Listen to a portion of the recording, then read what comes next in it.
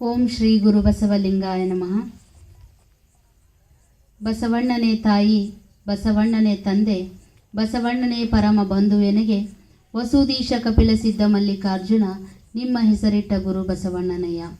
ಮಂತ್ರಪುರುಷ, ಮಹಾಮಾನವತಾವಾದಿ, ಸ್ತ್ರೀ ಕುಲೋದ್ಧಾರಕ, ದಲಿತೋದ್ಧಾರಕ ಅಪ್ಪ ವಿಶ್ವಗುರು ಬಸವಣ್ಣನವರ ಪಾದಕಮಲಗಳನ್ನು ಮನದಲ್ಲಿ ಸ್ಮರಿಸುತ್ತಾ 12ನೇ ಶತಮಾನದ ಎಲ್ಲ ಬಸವಾದಿ ಶಿವಶರಣರನ್ನು ಈ ಸಂದರ್ಭದಲ್ಲಿ ನೆನೆಯುತ್ತಾ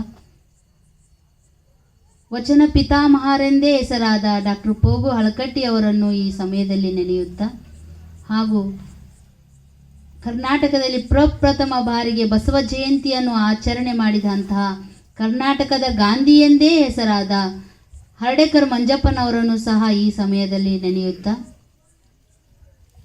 ಹಾಗೆ ಈ ಅಟ್ಟಿ ಗ್ರಾಮದ ಈ ವಚನ ಶ್ರಾವಣ ಕಾರ್ಯಕ್ರಮದ ನಿಮಿತ್ತವಾಗಿ ಸಂಚಾರಿ ಅರಿವಿನ ಮನೆ ಕಾರ್ಯಕ್ರಮವನ್ನು ಆಯೋಜಿಸಿದಂತಹ ಈ ಗ್ರಾಮದ ಹಿರಿಯ ತಂದೆ ತಾಯಿಗಳೇ ಹಾಗೂ ಈ ವೇದಿಕೆ ಮೇಲೆ ಕುಳಿತಂಥ ಎಲ್ಲ ಹಿರಿಯ ಗಣ್ಯರಿಗೂ ಹಾಗೂ ಎಲ್ಲ ಶರಣ ತಂದೆ ತಾಯಿಗಳಿಗೂ ಹಾಗೂ ಮುದ್ದು ಮಕ್ಕಳಿಗೂ ವೇದಿಕೆಯ ಮುಂಭಾಗದಲ್ಲಿರುವಂಥ ಎಲ್ಲ ಯುವಕರಿಗೂ ಸಹ ಭಕ್ತಿಪೂರ್ವಕ ಶರಣಾರ್ಥಿಗಳು.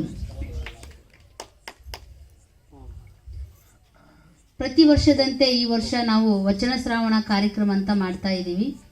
ಹಾಗಲೇ ಹೇಳಿದರು ಅಪ್ಪರು, ಪ್ರತಿ ಸೋಮವಾರ ಹಳ್ಳಿಯಲ್ಲಿ ನಾವು ಈ ಒಂದು ವಚನ ಶ್ರಾವಣ ಕಾರ್ಯಕ್ರಮ ಮಾಡೋ ಮೂಲಕ ಬಸವಾದಿ ಶಿವಶರಣರು ಏನು ಹೇಳಿಕೊಟ್ಟಿದ್ದಾರೆ, ಅವರು ಕೊಟ್ಟಂಥ ವಚನ ಸಾಹಿತ್ಯದಲ್ಲಿ ಏನಿದೆ ಅಂತ ಹೇಳಿ ಜನಗಳಿಗೆ ತಿಳಿಸಬೇಕು. ಶರಣರ ಬಗ್ಗೆ, ನಮ್ಮ ಶರಣರ ಬಗ್ಗೆ ನಾವು ಗುರುತು ಮಾಡಿಕೊಡಬೇಕು ಅನ್ನೋ ಒಂದು ಉದ್ದೇಶದಿಂದ ಈ ಒಂದು ಕಾರ್ಯಕ್ರಮವನ್ನು ನಾವು ಆಯೋಜಿಸಿದ್ದೀವಿ. ಇದು ನಿರಂತರವಾಗಿ 30 ದಿನಗಳವರೆಗೂ ನಿರಂತರವಾಗಿ ನಡೆಯುತ್ತೆ. ಹಿಂದಿನ ವರ್ಷಗಳಲ್ಲೆಲ್ಲ ನಾವು ಗೊಂಡಬಾಳ, ಕಾಸಿನಕಂಡಿ, ಬಗನಾಡು, ಹೂವಿನಾಡು, ಹುಣಿಕೇರಿ ಅಲ್ಲೆಲ್ಲ ನಾವು ಶ್ರಾವಣ ಕಾರ್ಯಕ್ರಮ ಮಾಡಿದ್ದೀವಿ.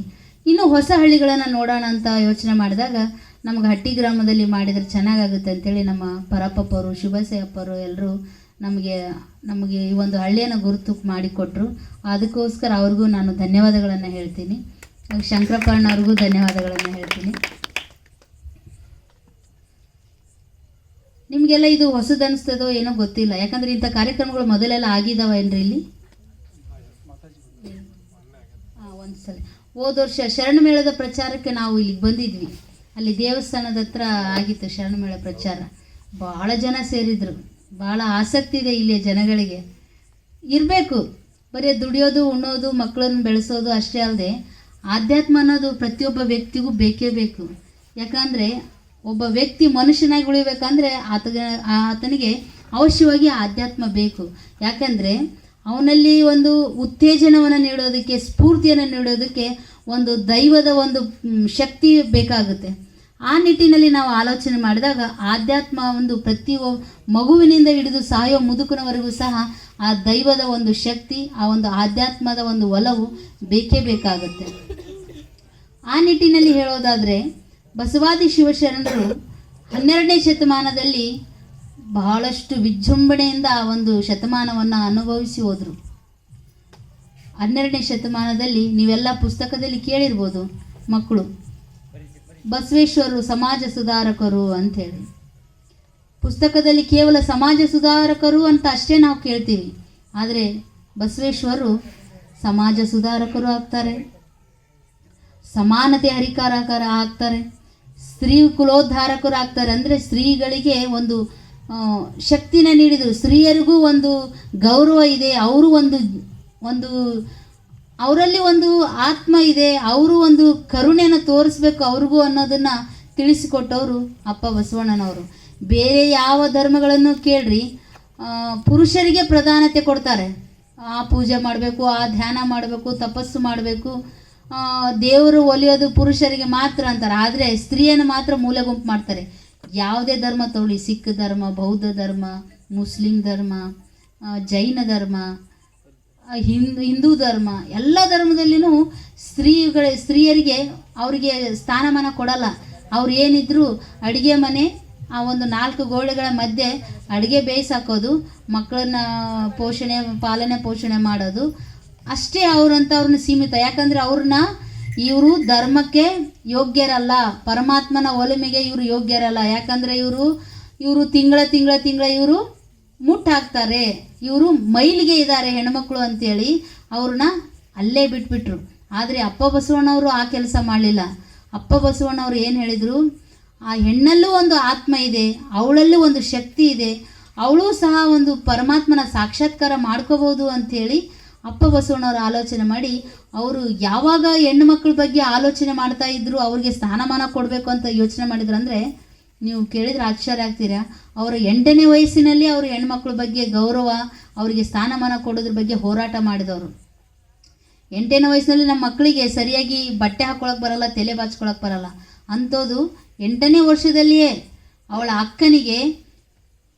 ಅಕ್ಕನಿಗೆ ಯಾವುದೇ ಒಂದು ಧರ್ಮದ ಸಂಸ್ಕಾರಗಳನ್ನು ಕೊಡಲಿಲ್ಲ, ಪೂಜೆಗೆ ಅವರು ಯೋಗ್ಯರಲ್ಲ ಅಂತ ಅಂದಾಗ, ಯಾಕಲ್ಲ, ನನಗಿಂತ ಮುಂಚೆ ಹುಟ್ಟಿದಾಳೆ, ನನ್ನ ಒಡ ಹುಟ್ಟಿದಾಕಿ, ನನಗೆ ಧರ್ಮದ ಆಚರಣೆ ಮಾಡೋದಕ್ಕೆ ನನಗೆ ಅಧಿಕಾರ ಐತೆ ಅಂದಮೇಲೆ ನನ್ನ ಅಕ್ಕನಿಗೂ ಇರಬೇಕು.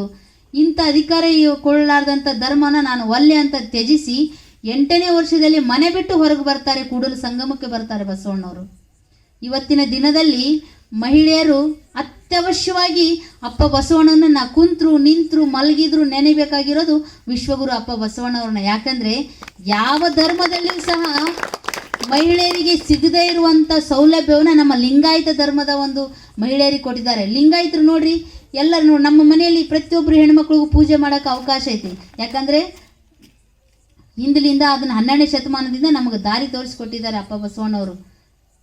ಲಿಂಗ ಪೂಜೆ ಮಾಡ್ಕೊಳ್ಳೋದಾಗಿರೋದು, ಪೂಜೆ ಪುನಸ್ಕಾರ ಎಲ್ಲದಕ್ಕೂ ಸಹ ನಾವು ಹೆಣ್ಮಕ್ಳನ್ನ ಮುಂದಿಡ್ತೀವಿ.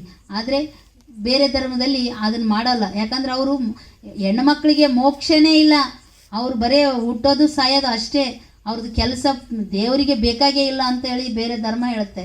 ಆದರೆ ಅದನ್ನು ಸುಳ್ಳು ಮಾಡಿ ಅದನ್ನು ಸಾಬೀತು ಮಾಡಿ ತೋರಿಸಿದ್ರು, ಹೆಣ್ಮಕ್ಳು ಸಹ ಪರಮಾತ್ಮನ ಒಲಿಸ್ಕೋಬೋದು ಅಂತ. ಹೆಂಗೆ ಅಂದರೆ 12ನೇ ಶತಮಾನದಲ್ಲಿ ಎಷ್ಟೋ ಜನ ಶರಣೆಯರು ಹೆಣ್ಣು ಮಕ್ಕಳನ್ನ ಶರಣೆಯರನ್ನಾಗಿ ಮಾಡಿದರು.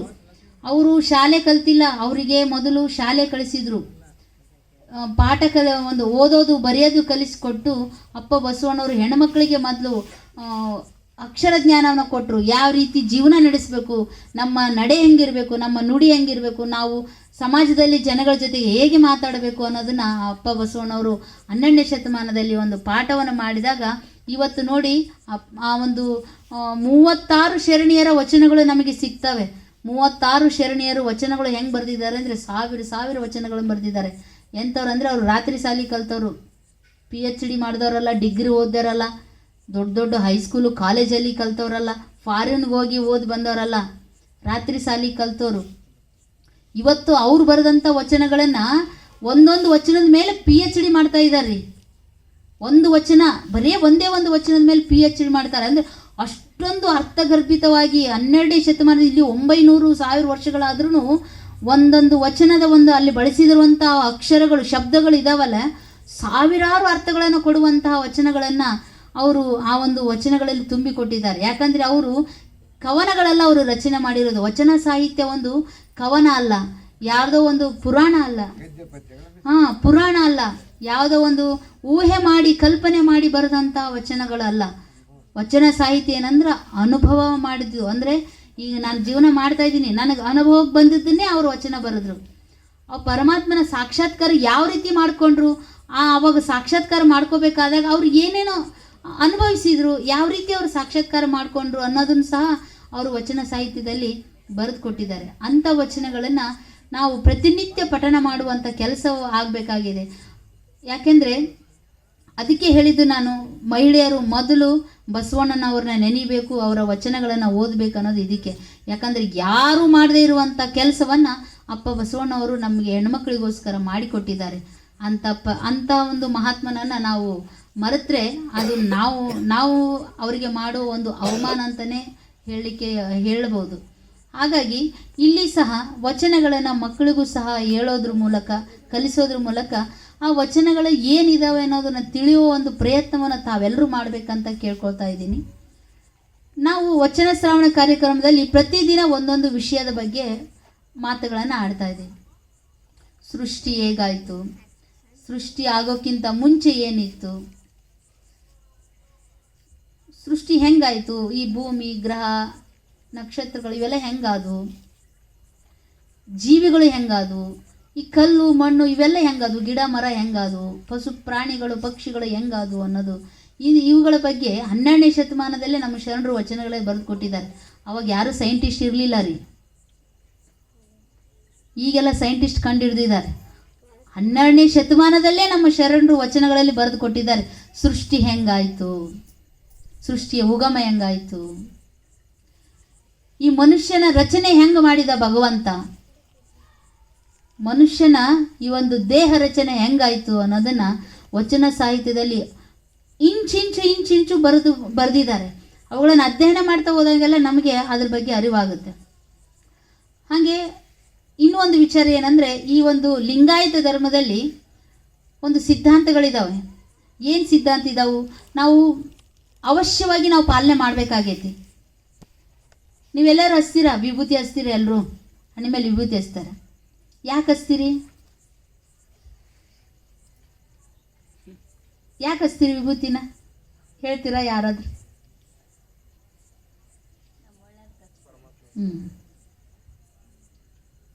ಮತ್ತೆ ಹೇಳ್ರಿ.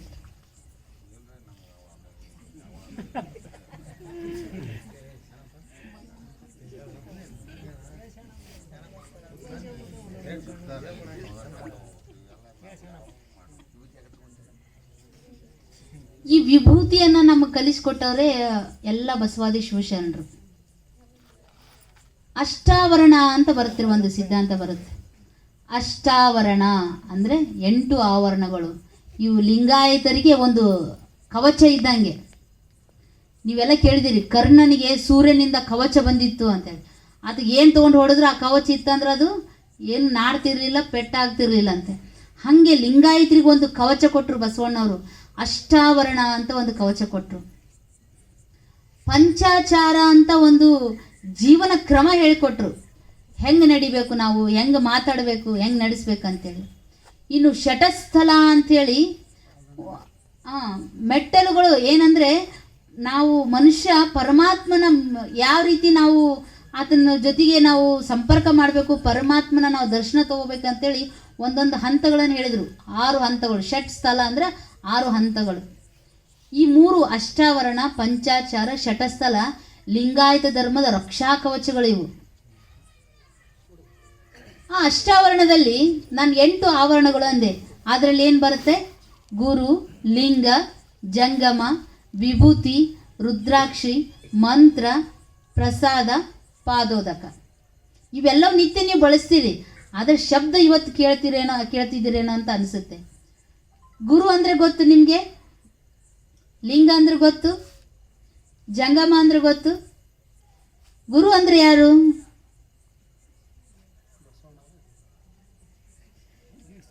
ನೀವು ಹೇಳ್ರಿ, ಗುರು ಅಂದರೆ ಯಾರು ಅಂದ್ಕೊಂಡಿದ್ದೀರಾ? ಭಕ್ತಿ ಭಂಡಾರಿ. ಯಾರು ಭಕ್ತಿ ಭಂಡಾರಿ? ಅಪ್ಪ ಬಸವಣ್ಣನವರು ಭಕ್ತಿ ಭಂಡಾರಿ. ವಿಶ್ವಗುರು ಅವರು, ವಿಶ್ವಕ್ಕೆ ಗುರು ಅವರು ಬಸವಣ್ಣವರು. ಮತ್ತೆ ಯಾರನ್ನ ಅನ್ಕೊಂಡಿದ್ದೀರಾ ಗುರು ಅಂತ? ಯಾಕಂದ್ರೆ ಇವತ್ತು ನನಗೆ ವಿಷಯ ಇರೋದು ಗುರು ಬಗ್ಗೆ ಮಾತಾಡೋದು.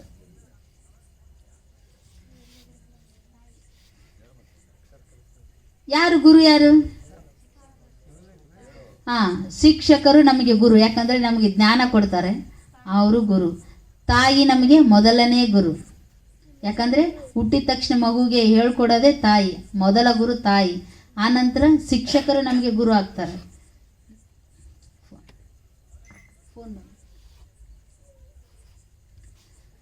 ಶಿಕ್ಷಕರು ನಮಗೆ ಗುರುಗಳಾಗ್ತಾರೆ. ಪ್ರತಿಯೊಂದು ಮನುಷ್ಯನ ಹಂತ ಹಂತದಲ್ಲಿ ಯಾರು ನಮಗೆ ಜ್ಞಾನವನ್ನು ಕೊಡ್ತಾರೆ, ಶಿಕ್ಷಣವನ್ನು ಕೊಡ್ತಾರೆ, ಅವರೆಲ್ಲರೂ ಗುರು ಆಗ್ತಾರೆ. ಗುರು ಅನ್ನೋ ಶಬ್ದ ಏನಂದ್ರೆ, ಗು ಅಂದ್ರೆ ಕತ್ತಲೆಯ ಅಂಧಕಾರದಿಂದ, ಅಜ್ಞಾನದ ಅಂಧಕಾರವನ್ನ, ರು ಅಂದ್ರೆ ಅದನ್ನು ನಾಶ ಮಾಡುವಂತ ಶಕ್ತಿ. ಆಮೇಲೆ ಕತ್ತಲೆಯಿಂದ ಬೆಳಕಿನಡೆ ಕರೆದುಕೊಂಡು ಬರುವಂತ ಶಕ್ತಿ ಏನಂದ್ರೆ ಗುರು. ಗು ಅಂದ್ರೆ ಕತ್ತಲೆ, ರು ಅಂದ್ರೆ ಬೆಳಕು. ಗು ಅಂದ್ರೆ ಅಜ್ಞಾನ, ರು ಅಂದ್ರೆ ಆ ಜ್ಞಾನವನ್ನು ಮೆಟ್ಟಿ ನಿಲ್ಲುವಂಥ ಶಕ್ತಿ. ಹೀಗೆ ಗುರು ಅನ್ನೋ ಶಬ್ದ ನಮ್ಮಲ್ಲಿರುವ ಅಜ್ಞಾನವನ್ನು, ಅಂಧಕಾರವನ್ನು ಹೊಡೆದೋಡಿಸಿ ಬೆಳಕಿನಡೆಗೆ ಕರ್ಕೊಂಡು ಬರ್ತಾನೆ. ಆತನ ವ್ಯಕ್ತಿತ್ವ ಹೆಂಗಂದರೆ ಬಹಳಷ್ಟು ಕರುಣಾಮಯ ಆದಂಥ ವ್ಯಕ್ತಿ. ಕರುಣೆಯನ್ನು ಮೈದೆತ್ತಿ ನಿಂತಿರುವಂಥ ವ್ಯಕ್ತಿ ಯಾರಂದರೆ ಗುರು. ಯಾಕಂದರೆ ಗುರು ಎಲ್ಲ ಹಂತದಲ್ಲೂ ಸಹ ನಮ್ಮ ಬೆಳವಣಿಗೆಯನ್ನು, ನಮ್ಮ ಏಳಿಗೆಯನ್ನು ಆತ ಪುರಸ್ಕರಿಸ್ತಾನೆ ಹೊರತು ನಮ್ಮನ್ನು ಆತ ಯಾವತ್ತೂ ಇವನು ನಾಶ ಆಗಿ ಹೋಗಲಿ ಅಂತ ಯಾವತ್ತೂ ಬಯಸೋದಿಲ್ಲ. ಅಂತಹ ಗುರು ನಮಗೆ ಪರಮ ಗುರು ಯಾರಂದರೆ ವಿಶ್ವಗುರು ಅಪ್ಪ ಬಸವಣ್ಣನವರು. ಅಪ್ಪ ಬಸವಣ್ಣನವರು ಗುರು ಅನ್ನೋ ಶಬ್ದಕ್ಕೆ ಅವರು ಸೂಕ್ತ ವ್ಯಕ್ತಿ. ಯಾಕಂದರೆ ಅಪ್ಪ ಬಸವಣ್ಣನವರಿಂದನೇ ಇವತ್ತು ನಾವು ಲಿಂಗಾಯತರಾಗಿ ಉಳ್ಕೊಂಡಿದ್ದೀವಿ. ಇವತ್ತು ನಮ್ಮ ಮನೆಯಲ್ಲಿ ಒಂದು ವಿಭೂತಿ, ಲಿಂಗ, ರುದ್ರಾಕ್ಷಿ, ನಮ್ಮ ಕೊರಳಲ್ಲಿ ರುದ್ರಾಕ್ಷಿ ಐತೆ ಅಂದರೆ ಅದು ಅಪ್ಪ ಬಸವಣ್ಣವರೇ ಕಾರಣ. ವಿಭೂತಿ ಹಚ್ಕೊತಿದ್ದೀವಿ ಅಂದರೆ ಅದು ಅಪ್ಪ ಬಸವಣ್ಣನವರು ನಮಗೆ ಕಲಿಸಿಕೊಟ್ಟಂಥ ಪಾಠ. 900 ವರ್ಷ ಆದರೂ ಇಲ್ಲಿವರೆಗೂ ಅದು ನಾವು ನಡೆಸ್ಕೊತ ಬಂದಿದ್ದೀವಿ. ನಾವು ಲಿಂಗಾಯತರು ಅಂತ ಯಾಕೆ ಅಂತಿದ್ದೀವಿ? ನಮ್ಮ ಅಂಗದ ಮೇಲೆ ಲಿಂಗ ಕಟ್ಟಿದ್ರು, ಹಾಗಾಗಿ ನಾವು ಅವತ್ತಿನಿಂದ ಇವತ್ತಿನವರೆಗಾದ್ರೂ ನಾವು ಲಿಂಗಾಯತರಾಗೆ ಬಂದಿದ್ದೀವಿ. ಇದನ್ನು ಕೊಟ್ಟವ್ರು ಯಾರು? ಅಪ್ಪ ಬಸವಣ್ಣವರು ಲಿಂಗ ಕೊಟ್ಟರು. ಅಪ್ಪ ಬಸವಣ್ಣವರು ಗುರು ಬಗ್ಗೆ ಹೇಳ್ಕೊಟ್ರು. ಅಪ್ಪ ಬಸವಣ್ಣವರು ನಮ್ಮ ನಡೆ ಹೆಂಗೆ ಅನ್ನೋದು ಹೇಳ್ಕೊಟ್ರು. ಇಷ್ಟೆಲ್ಲ ಮಾಡಿದಂತಹ ಒಂದು ಗುರುವಿನ ನಾವು ಸ್ಮರಣೆ ಮಾಡಬೇಕಲ್ವ ಜೀವನದಲ್ಲಿ. ಆ ಸ್ಮರಣೆ ಮಾಡಿದಾಗ ಅವರು ಈ ಒಂದು ಬದುಕನ್ನು ಕೊಟ್ಟಿದ್ದಕ್ಕೆ, ನಾನು ಲಿಂಗಾಯತ ಅಂತ ಒಂದು ಹುಟ್ಟಿದ್ದಕ್ಕೆ ಸಾರ್ಥಕ ಆಗಬೇಕಂದ್ರೆ ಅಪ್ಪ ಬಸವಣ್ಣನವ್ರನ್ನ ನಾವು ನಿತ್ಯ ನಿತ್ಯ ನಿತ್ಯ ನೆನೆಬೇಕು. ಅಕ್ಕವರು ಒಂದು ವಚನ ಗಾಯನ ಮಾಡಿದರು, ಪ್ರಾರ್ಥನೆ ಮಾಡಿದರು. ಆರಂಭವ ಮಾಡುವೆನಯ್ಯ ಗುರುಪೂಜೆಗೆಂದು. ಅಂದರೆ ಆರಂಭ ಅಂದ್ರೇನು? ರೈತ ವ್ಯವಸಾಯಕ್ಕೆ ಹೋಗ್ಬೇಕಾದ್ರೆ ಆರಂಭ ಅಂದರೆ ಒಕ್ಕಲ್ತನ. ಆರಂಭ ಮಾಡೋ ಅಂದರೆ ಒಕ್ಕಲ್ತನಕ್ಕೆ ಹೋಗ್ಬೇಕಂದ್ರೆ ಗುರು ನೆನೆಸ್ಕೊಂಡೇ ಒಕ್ಕಲ್ತನ ಮಾಡಕ್ಕೆ ಹೋಗ್ತಾನೆ. ಯಾಕಂದ್ರೆ ರೈತ ಇವತ್ತು ಲಿಂಗಾಯತ ಧರ್ಮ ಉಳಿಸೈತೆ ಅಂದ್ರೆ ಉಳಿದಿದೆ ಅಂದ್ರೆ ಅದಕ್ಕೆ ರೈತರು ಬಹಳಷ್ಟು ಮಹತ್ವದ ಕೆಲಸ ಮಾಡ್ತಾರೆ. ಯಾಕಂದರೆ ರೈತರು ಅವತ್ತಿನಿಂದ ಇವತ್ತಿನವರೆಗಾದರೂ ಗುರುವಿನ ಮೇಲೆ ಭಕ್ತಿ ಇಟ್ಕೊಂಡಿದ್ದಾರೆ. ವಿಭೂತಿ ಹಚ್ಕೊಳೋದು, ರುದ್ರಾಕ್ಷಿ ಕಟ್ಕೊಳೋದು, ವ್ಯವಸಾಯ ಮಾಡಬೇಕಾದ್ರೆ ಗುರುವಿನ ಸ್ಮರಣೆ ಮಾಡ್ತಾ ಅವರು ತಮ್ಮ ದಿನನಿತ್ಯ ಕಾರ್ಯ ಪ್ರಾರಂಭ ಮಾಡ್ತಾರೆ. ಇವತ್ತು ಲಿಂಗಾಯತ ಧರ್ಮ ಸಾಕಷ್ಟು ಉಳಿದಿದೆ ಅಂದರೆ ಅದು ಹಳ್ಳಿಗಳಲ್ಲಿ ರೈತರಿಂದ ಅಂತ ಹೇಳಲಿಕ್ಕೆ ನನಗೆ ಹೆಮ್ಮೆ ಆಗುತ್ತೆ. ಇನ್ನು ಇನ್ನೊಂದು ವಚನ ಬರುತ್ತೆ, ಮಡಿಕೆಯ ಮಾಡುವಡೆ ಮಣ್ಣೇ ಮೊದಲು. ಮಡಿಕೆ ಮಾಡಬೇಕಾದ್ರೆ ಮಣ್ಣ ಬೇಕು. ತೊಡಿಗೆಯ ಮಾಡುವಡೆ ಹೊನ್ನೆ ಮೊದಲು. ಆಭರಣಗಳು ಏನಾದರೂ ಮಾಡಬೇಕಾದ್ರೆ ನಮಗೆ ಬಂಗಾರನೇ ಬೇಕು. ತೊಡಿಗೆಯ ಮಾಡುವಡೆ ಹೊನ್ನೆ ಮೊದಲು, ಶಿವಪಥವನರಿವರೇ ಗುರುಪಥವೇ ಮೊದಲು. ಕೂಡಲ ಸಂಗಮ ದೇವನರಿವಡೆ ಶರಣರ ಸಂಘವೇ ಮೊದಲು. ಅಂದ್ರೆ ಇಲ್ಲಿ ನೋಡ್ರಿ, ಶಿವಪಥವನರಿವಡೆ ಗುರುಪಥವೇ ಮೊದಲು. ಅಂದ್ರೆ ಇಲ್ಲಿ ಗುರು ಆ ಪರಮಾತ್ಮ ಹೆಂಗಿದಾನ ಅಂತ ಪರಮಾತ್ಮನ ಸ್ವರೂಪ ತಿಳಿಸ್ಕೊಡ್ಬೇಕಾದ್ರೆ ಅದು ಗುರುನಿಂದ ಮಾತ್ರ ಸಾಧ್ಯ. ಗುರು ಬಿಟ್ಟು ಬೇರೆ ಯಾರಿಂದನೂ ಆ ಪರಮಾತ್ಮನ ಇರು ಹೆಂಗೈತೆ ಅಂತ ತೋರಿಸ್ಕೊಡಕ್ಕೆ ಸಾಧ್ಯ ಇಲ್ಲ ಅಂತೇಳಿ ಈ ವಚನದಲ್ಲಿ ಹೇಳಿದ್ದಾರೆ. ಜೊತೆಗೆ ಇನ್ನೂ ಒಂದು ಲೈನು ಹೇಳಿದ್ದಾರೆ ಅವರು, ಶಿವಪಥವನರಿವಡೆ ಗುರುಪಥವೇ ಮೊದಲು. ಆಯ್ತು, ಅಲ್ಲಿಗೆ ನಿಲ್ಲಿಲ್ಲ. ಕೂಡಲ ಸಂಗಮ ದೇವನರಿವಡೆ ಶರಣರ ಸಂಘವೇ ಮೊದಲು. ಶರಣರ ಸಂಘ ಅಂದ್ರೆ ಏನಂದ್ರೆ ಈ ತರ ಒಂದು ಶರಣ ಸತ್ಸಂಗದಲ್ಲಿ ಇಂಥ ಕಾರ್ಯಕ್ರಮಗಳನ್ನು ಹೆಚ್ಚು ಮಾಡೋದು. ಇಂಥ ಸಂಘದಲ್ಲಿ ಒಂದು ಅನುಭಾವಿಗಳನ್ನು ಕರೆಸಿ ಒಂದು ತತ್ವದ ಬಗ್ಗೆ ವಚನ ಸಾಹಿತ್ಯ ನಮಗೆ ಓದಕ್ಕೆ ಸಮಯ ಇರಲ್ಲ, ತಿಂಗಳಿಗೋ ವಾರಕ್ಕೋ ಈ ಥರ ಒಂದು ಕಾರ್ಯಕ್ರಮ ಹಮ್ಮಿಕೊಂಡು ಅವರಿಂದ ಅನುಭವನ ತಿಳಿತಾ ಹೋದರೆ ಅವರು 100 ಪುಸ್ತಕಗಳನ್ನು ಓದಿರ್ತಾರೆ. ಓದಿ ಅದನ್ನು ಸಂಕ್ಷಿಪ್ತ ಮಾಡಿ ನಿಮಗೆ ಅದರಲ್ಲಿರುವಂಥ ಒಂದು ಸಾರವನ್ನು ನಿಮಗೆ ಹೇಳುವಂಥ ಕೆಲಸವನ್ನು ಮಾಡ್ತಾರೆ. ಹಾಗಾಗಿ ಇಂಥ ಆ ಪರಮಾತ್ಮನ ಇರುವು, ಆತನ ಶಕ್ತಿ ಏನು ಅನ್ನೋ ಸ್ವರೂಪ ಏನು ತಿಳ್ಕೊಬೇಕಾದ್ರೆ ಅದಕ್ಕೆ ಏನು ಬೇಕು? ಇಂಥ ಸತ್ಸಂಗ ಬೇಕು. ಶರಣರ ಸಂಘವೇ ಮೊದಲು ಅಂತೇಳಿ ಈ ಒಂದು ವಚನದಲ್ಲಿ ಹೇಳ್ತಾರೆ. ಜೊತೆಗೆ ಈ ಮನುಷ್ಯನನ್ನ ಈ ನಾವು ನರಮಾನವರು ಅಂತೀವಿ. ನಮಗೆ ಏನಂತ ಕರೀತಾರೆ? ನರಮಾನವರು. ಈ ನರನನ್ನ ಹರನನ್ನಾಗಿ ಮಾಡುವ ಶಕ್ತಿ ನಮ್ಮ ಬಸವಾದಿ ಶಿವಶರಣರು ಹೇಳ್ಕೊಟ್ಟಿದ್ದಾರೆ. ಅವರು ಹೇಳ್ಕೊಡೋದ್ರ ಜೊತೆಗೆ ತಾವು ಆಗಿದ್ದಾರೆ. ಎಲ್ಲರೂ ಹುಟ್ಟಿ ಆ ಪರಮಾತ್ಮನೇ ಆಗಿ ನಮಗೆ ತೋರಿಸಿಕೊಟ್ಟು ಹೋಗಿದ್ದಾರೆ. 12ನೇ ಶತಮಾನದಲ್ಲಿ ನೋಡಿ, ಅಪ್ಪ ಬಸವಣ್ಣವರ ನೇತೃತ್ವದಲ್ಲಿ ಎಷ್ಟು ಜನ ಶರಣರು ರೆಡಿ ಆದ್ರಂದ್ರೆ 770 ಶರಣರು, ಲಕ್ಷದ ಮೇಲೆ 96,000 ಜಂಗಮರು ಈ ಒಂದು 12ನೇ ಶತಮಾನದಲ್ಲಿ ಆಗಿ ಹೋಗಿದ್ದಾರೆ. ಅಷ್ಟು ಜನ ತಯಾರಾಗಿದ್ದಾರೆ. ಯಾವುದಕ್ಕೋಸ್ಕರ ಆ ಪರಮಾತ್ಮನ ಸಾಕ್ಷಾತ್ಕಾರ ಮಾಡ್ಕೊಂಡವರು. ಬೇರೆ ಯಾವ ಇತಿಹಾಸದಲ್ಲಿ ಒಂದು ಏಕಕಾಲದಲ್ಲಿ ಇಷ್ಟು ಜನ ಶರಣರು ಪರಮಾತ್ಮನ ಸಾಕ್ಷಾತ್ಕಾರ ಮಾಡ್ಕೊಂಡವ್ರು ಎಲ್ಲಿ ಸಿಗೋದಿಲ್ಲ, ಯಾವ ಇತಿಹಾಸದಲ್ಲಿ ಸಿಗಲ್ಲ. ಅಂಥ ಅದ್ಭುತವಾದ ಇತಿಹಾಸ ನಮ್ಮ ಲಿಂಗಾಯತಕ್ಕಿದೆ. ಅಂಥ ಲಿಂಗಾಯತಕ್ಕಿರುವಂತಹ ಒಂದು ಇತಿಹಾಸ ಇದೆಯಲ್ಲ ಲಿಂಗಾಯತಕ್ಕೆ, ಅಂಥ ಒಂದು ಲಿಂಗಾಯತ ಧರ್ಮದಲ್ಲಿ ನಾವು ಹುಟ್ಟಿದ್ದೀವಿ ಅಂದರೆ ನಾವು ಎಷ್ಟು ಹೆಮ್ಮೆ ಪಡಬೇಕು. ಅಷ್ಟೇ ಅಲ್ಲ ರೀ, ನಾವು ಲಿಂಗಾಯತರು ಎಷ್ಟು ಹೆಮ್ಮೆಯಿಂದ ನಾವು ಹೇಳ್ಕೊಬೇಕಂದ್ರೆ, ನಮ್ಮ ಲಿಂಗಾಯತರಿಗೆ ಹೊರಗಿನ ಜನ ಏನು ಹೇಳ್ತಾರೆ ಗೊತ್ತಾ? ನಡೆದಾಡುವ ದೇವಸ್ಥಾನ ಅಂತ ಕರೀತಾರೆ ನಮ್ಮ ಲಿಂಗಾಯತರಿಗೆ. ಯಾಕೆ ಕರೀತಾರೆ ಹೇಳ್ರಿ ನಮ್ಮನ್ನ ನಡೆದಾಡುವ ದೇವಸ್ಥಾನ ಅಂತ? ದೇವಸ್ಥಾನ ಯಾಕೆಂದ್ರೆ ಅಂಗದ ಮೇಲೆ ಲಿಂಗವನ್ನ ಕಟ್ಕೊಂಡಿದ್ದೀವಿ. ಅಂದ್ರೆ ಪರಮಾತ್ಮನೇ ನಮ್ಮ ಅಂಗದ ಮೇಲೆ ಇದ್ದಾನ. ಲಿಂಗದ ರೂಪದಲ್ಲಿ ನಮ್ಮ ಎದೆ ಮೇಲೆ ಯಾರಿದ್ದಾರೆ? ಪರಮಾತ್ಮ ಇದ್ದಾನೆ. ಪರಮಾತ್ಮನ ಹೊತ್ಕೊಂಡು ನಾವು ಯಾವಾಗಲೂ ಮೆರವಣಿಗೆ ಮಾಡ್ತೀವಿ. ವರ್ಷಕ್ಕೊಮ್ಮೆ ಜಾತ್ರೆ ಉತ್ಸವಕ್ಕೆ ಮೆರವಣಿಗೆ ದೇವರು ಮಾಡೋದಲ್ಲ, ದಿನವಿಡೀ ನಾವು ಪರಮಾತ್ಮನ ಒಂದು ಮೆರವಣಿಗೆ ಮಾಡ್ತೀವಿ. ಹೆಂಗ? ಅಂಗದ ಮೇಲೆ ಲಿಂಗವನ್ನು ಹಾಕ್ಕೊಂಡು ಆ ಪರಮಾತ್ಮನ ಒಂದು ಮೆರವಣಿಗೆ ಮಾಡ್ತೀವಿ. ಅದಕ್ಕೋಸ್ಕರ ಲಿಂಗಾಯತರಿಗೆ ನಡೆದಾಡುವ ದೇವಸ್ಥಾನ ಅಂತ ಕರೀತಾರೆ. ನಾವು ಯಾವಾಗಲೂ ಅದನ್ನು ಹೊತ್ಕೊಂಡೇ ಅಡ್ಡಾಡ್ತೀವಿ. ಅದಕ್ಕೋಸ್ಕರ ಪ್ರತಿನಿತ್ಯ ನಾವು ಲಿಂಗವನ್ನು ಹಾಕ್ಕೋಬೇಕು. ಬರೀ ವಿಭೂತಿ ಹಚ್ಕೊಂಡೆ ಅಂದರೆ ಸಾಲಲ್ಲ, ಅದ್ರ ಜೊತೆಗೆ ಏನಿರಬೇಕು? ಅಂಗದ ಮೇಲೆ ಲಿಂಗ ಇರಬೇಕು. ಮತ್ತು ಲಿಂಗ ಇಲ್ಲಾಂದ್ರೆ ನಾವು ಲಿಂಗಾಯತರು ಹೆಂಗಾಗ್ತೀವಿ? ಹಣ ಇದ್ದವ ಹಣವಂತ, ಗುಣ ಇದ್ದವ ಗುಣವಂತ, ಬುದ್ಧಿ ಇದ್ದವ ಬುದ್ಧಿವಂತ. ಆಮೇಲೆ ಲಿಂಗ ಇದ್ದವ ಲಿಂಗ ಇರ್ಲಾರ್ದವ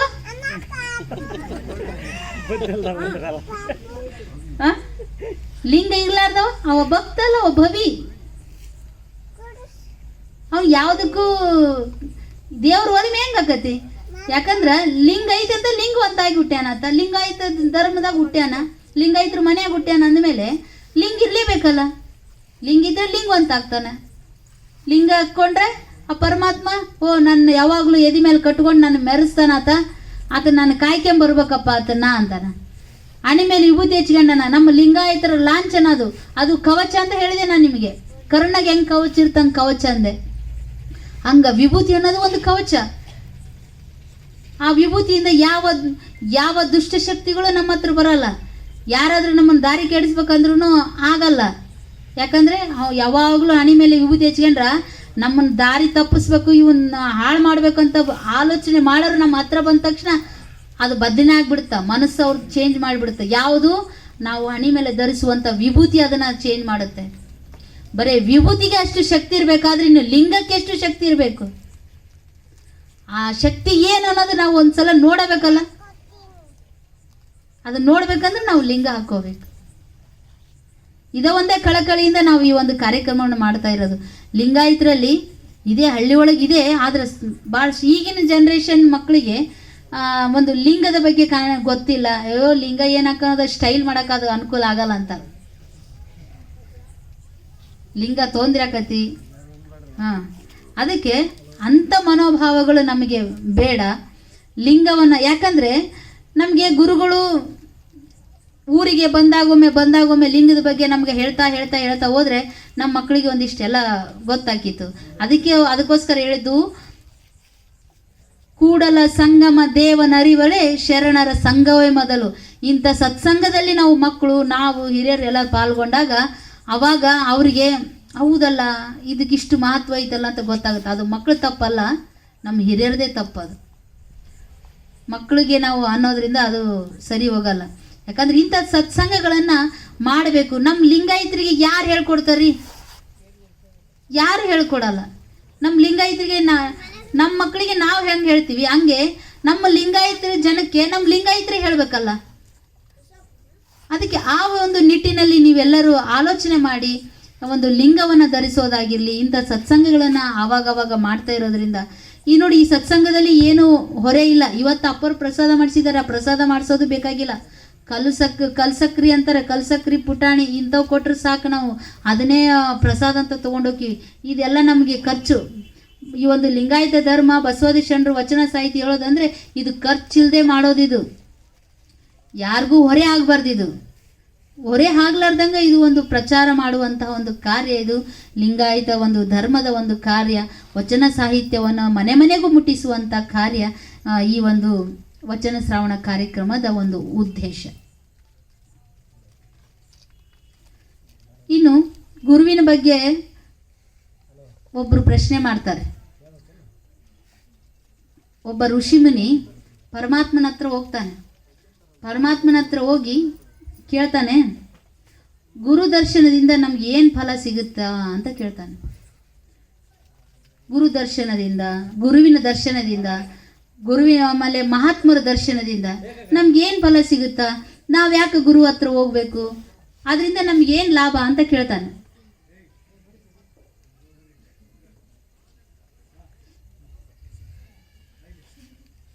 ಆಗ ಆ ಶಿವ ಏನು ಹೇಳ್ತಾನೆ, ನಾನು ಭೂಮಿಯಲ್ಲಿ ನಾನು ಒಬ್ಬರ ಹತ್ರ ನೀನು ಕಳಿಸ್ತೀನಪ್ಪ, ನೀನು ಹೋಗಿ ಅವ್ರನ್ನ ಕೇಳು ಅಂತಾನೆ. ಯಾರ ಹತ್ರ ಕಳಿಸ್ತಾನಂದ್ರೆ, ಅದು ಒಂದು ಗಿಡದಲ್ಲಿ ಒಂದು ಓತಿ ಕಾಟ, ಡೊಣೆ ಕಾಟ, ಅದ್ರ ಹತ್ರ ಕಳಿಸ್ತಾರೆ. ಅವಾಗ ಆಯಿತು ಅಂತ ಆ ಋಷಿಮುನಿ ಏನು ಮಾಡ್ತಾನೆ, ಆ ಓತಿ ಕಾಟನ ಹತ್ರ ಹೋಗ್ತಾನೆ, ಡೊಣೆ ಕಾಟದ ಹತ್ರ ಹೋಗ್ತಾನೆ. ಆತನ ಹೋಗಿ ಕೇಳು ಅಂತ ಹೇಳ್ತಾನೆ ಶಿವ. ಅವಾಗ ಆ ಋಷಿ ಏನು ಮಾಡ್ತಾನೆ, ಬಂದು ಹೇಳ್ತಾನೆ, ಓತಿ ಕಾಟ ನನಗೆ ಶಿವ ಕಳಿಸ್ಯಾನ, ಗುರುದರ್ಶನದಿಂದ ಮಹಾತ್ಮರ ದರ್ಶನದಿಂದ ಏನಾಗುತ್ತಪ್ಪ, ಏನು ಸಿಗುತ್ತಾ ಅಂತಾನೆ. ಅದು ಓತಿಕಾಟ ನೋಡುತ್ತಾ, ಋಷಿಮುನಿನ ಮೇಲೆ ಕೆಳಗೆ ನೋಡುತ್ತಾ, ನೋಡಿ ಒಂದು ಕ್ಷಣದಲ್ಲಿ ಏನು ಮಾಡ್ತದು, ವಾದ್ದಾಡಿ ಸತ್ತೋಗ್ಬಿಡ್ತೈತಿ, ಸತ್ತೋಗ್ಬಿಡುತ್ತೆ. ಮತ್ತೆ ಋಷಿಮುನಿ ಶಿವನ ಹತ್ರ ಹೋಗ್ತಾನೆ, ಇಲ್ಲ ಪರಮಾತ್ಮ ಹಿಂಗೆ ನೀವು ಹೇಳಿದ್ರಿ ಓದೆ, ಅದು ನನಗೇನು ಮಾತಾಡಲಿಲ್ಲ, ಒದ್ದಾಡಿ ಸತ್ತೋಗ್ಬಿಡ್ತು ಅಂತ. ಆವಾಗ ಆಯಿತು ನಿನಗೆ ಗೊತ್ತಾಗಿಲ್ಲಗಾರ, ಆಯಿತು ಇನ್ನೊಬ್ರ ಹತ್ರ ಕಳಿಸ್ತೀನಿ ಅಂತೇಳಿ ಗಿಳಿ ಹತ್ರ ಹೋಗು ಅಂತ ಕಳಿಸ್ತಾನೆ. ಮತ್ತೆ ಗಿಳಿ ಹುಡ್ಕೊಂಡು ಬರ್ತಾನ ಋಷಿಮುನಿ. ಋಷಿ ಅವಾಗ ಗಿಳಿನ ಕೇಳ್ತಾನ, ಹಿಂಗಪ್ಪ ಗಿಳಿರಾಯ, ನನಗೆ ಪರಶಿವ ಕಳಿಸಿದ್ದಾನೆ, ಒಂದು ಗುರುದರ್ಶನದಿಂದ ಮಹಾತ್ಮರ ದರ್ಶನದಿಂದ ಏನು ಫಲ ಸಿಗುತ್ತಾ ಅಂತ ಕೇಳ್ತಾನ. ಆ ಗಿಳಿನೂ ನೋಡ್ತೈತಿ, ಅದನ್ನು ನೋಡಿ ಅದು ಕೂಗ್ಯಂತ ಒಂಥರ ಕರ್ಕಶವಾಗಿ ಕೂಗಿ ಅದು ಸತ್ತೋಗ್ಬಿಡುತ್ತೆ, ಗಿಳಿನೂ ಸತ್ತೋಗ್ಬಿಡುತ್ತೆ. ಆತನ್ನು ನೋಡಿ ಆ ಥರ ಸತ್ತೋಗ್ಬಿಡುತ್ತೆ. ಅಯ್ಯೋ ಇದೇನಪ್ಪ, ಇದನ್ನು ಹಿಂಗೆ ಆಗೋಯ್ತಲ್ಲ ಅಂತೇಳಿ ಮತ್ತೆ ಪರಶಿವನ ಹತ್ರ ಹೋಗ್ತಾನೆ.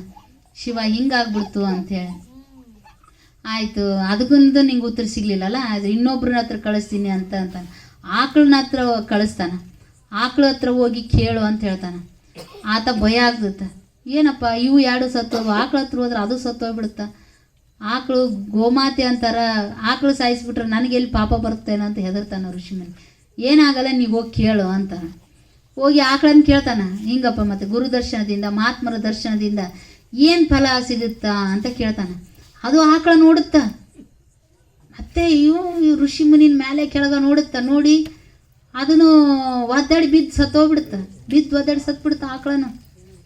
ಎಂಥ ಕಾರ್ಯ ಆತಲ್ಲ ಇದು, ನಾನೊಂದು ಪ್ರಶ್ನೆಗೆ ಇಷ್ಟು 3 ಜನನ ಕೊಲೆ ಮಾಡ್ದಂಗೆ ಆತಲ್ಲ ಅಂತೇಳಿ ಮತ್ತೆ ಪರಮಾತ್ಮನ ಹತ್ರ ಓಡಿದಾಗ ಹಿಂಗಾಯ್ತು ರೀ, ನನಗೆ ದೋಷ ಹತ್ಕೊಂಡ್ಬಿಡ್ತು, 3 ಪ್ರಾಣಿಗಳನ್ನು ಕೊಂದುಬಿಟ್ಟೆ ನಾನು ಈ ಪ್ರಶ್ನೆ ಕೇಳಿ ಅಂದಾಗ. ಇಲ್ಲ, ಇನ್ನೊಬ್ಬರ ಹತ್ರ ಕಳಿಸ್ತೀನಿ, ಇದು ನಿನ್ನ ಖಂಡಿತವಾಗಿ ನಿನಗೆ ಉತ್ತರ ಸಿಗುತ್ತಾ, ಅವ್ರ ಹತ್ರ ನಿನಗೆ ಉತ್ತರ ತೊಗೊಂಡೇ ಬರ್ತೀನಿ, ನೀನು ಹೋಗು ಅಂತಾನೆ. ಯಾರ ಹತ್ರ ಅಂತ ಕೇಳಿದಾಗ, ಒಂದು ಊರಿನ ಮಹಾರಾಜ ಇರ್ತಾನೆ ರೀ. ಆ ಮಹಾರಾಜಿಗೆ ಅವತ್ತೊಂದು ರಾಜಕುಮಾರ ಹುಟ್ಟಿರ್ತಾನೆ, ಗಂಡು ಮಗು ಹುಟ್ಟಿರ್ತೈತಿ, ಅವತ್ತೇ ಹುಟ್ಟಿರ್ತೈತಿ.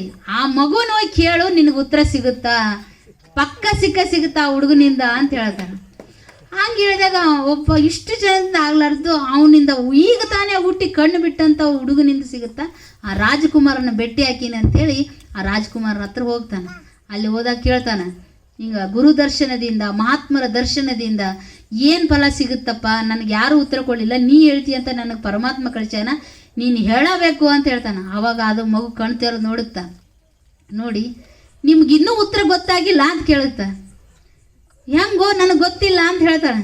ಆವಾಗ ನೀವು ಓತಿ ಕಾಟನ್ ಬಂದು ಕೇಳಿದ್ರಿ, ನಿಮ್ಮನ್ನು ನೋಡಿ ನಾನು ಸತ್ತು ಗಿಳಿಯಾಗಿ ಹುಟ್ಟಿದೆ, ಗಿಳಿಯಾಗಿ ಹುಟ್ಟಿದಾಗ ಮತ್ತೆ ನಿಮ್ಮ ದರ್ಶನ ಆಯ್ತು, ನೀವು ಬಂದು ನಾನು ಕೇಳಿದ್ರಿ, ನಿಮ್ಮನ್ನು ನೋಡಿ ನಾನು ಮತ್ತೆ ಆ ಜನ್ಮ ಮತ್ತೆ ಸತ್ತೆ, ಓತಿ ಕಾಟ ಜನ್ಮದಿಂದ ಗಿಳಿ ಜನ್ಮ ಅದೇ, ಗಿಳಿ ಜನ್ಮದಿಂದ ಆಕಳಾಗಿ ಹುಟ್ಟಿದಾಗೂ ನೀವು ದರ್ಶನ ಕೊಟ್ರಿ, ಅವಾಗೂ ನಾನು ಸತ್ತೀಗ ಮಹಾರಾಜನ ಮಗ ಆಗಿ ಹುಟ್ಟಿನಲ್ಲ, ಇದಕ್ಕಿಂತ ಭಾಗ್ಯ ಇನ್ನೇನು.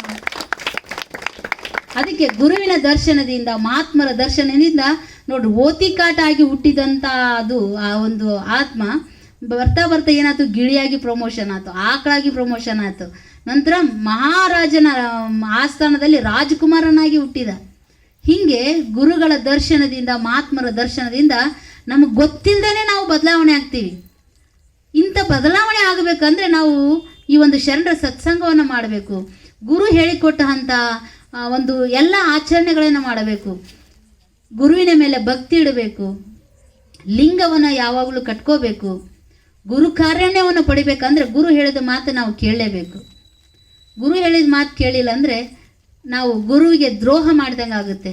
ಅದಕ್ಕೋಸ್ಕರ ಲಿಂಗಾಯತರು ನಮ್ಮ ಆಸ್ತಿ ಏನಂದರೆ ಅಷ್ಟಾವರಣಗಳೇ ನಮ್ಮ ಆಸ್ತಿ, ಪಂಚಾಚಾರಗಳೇ ನಮ್ಮ ಆಸ್ತಿ, ಶಟಸ್ಥಲಗಳೇ ನಮ್ಮ ಆಸ್ತಿ. ಯಾರಿಗಾದ್ರೂ ನೀವು ನಿಮ್ಮ ಆಸ್ತಿ ಕೊಡು ಅಂದ್ರೆ 1 ಎಕರೆ ಹೊಲ ಐತಪ್ಪ, ನೀ ತೊಗೊಂಬಿಡು ಅಂದ್ರೆ ಕೊಡ್ತೀರಾ ನೀವು?